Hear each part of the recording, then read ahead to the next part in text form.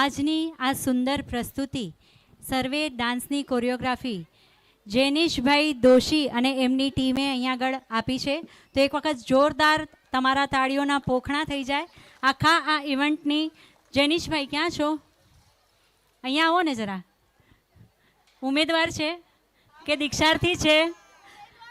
દીક્ષાર્થી છે કે ઉમેદવાર છે, મારે એ પૂછવું પડશે. તો જેનિશભાઈ અને એમની આખી ટીમે સુંદર આ એફર્ટ્સ અહીંયા આગળ લીધા છે અને એમને સાથ આપ્યો છે પૂજાબેન. और कोई नहीं दूजा ये है हमारी પૂજા. અને દીક્ષાર્થી તમારા મોઢે અમે સુવર્ણવાણી સાંભળવા જરૂર ઈચ્છીશું.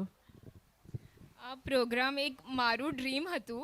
એ ડ્રીમ મેં પૂજાને વાત કરી કે મારે આ કરવું છે આવી રીતે પ્રોગ્રામ. પ્રવીણ બાપાને તો ક્યારેય ના નથી કે તારે જે કરવું હોય, જે તારા દીક્ષામાં કરવું હોય, તને બધી છૂટ છે, તારી છેલ્લી વિશો પૂરી કર.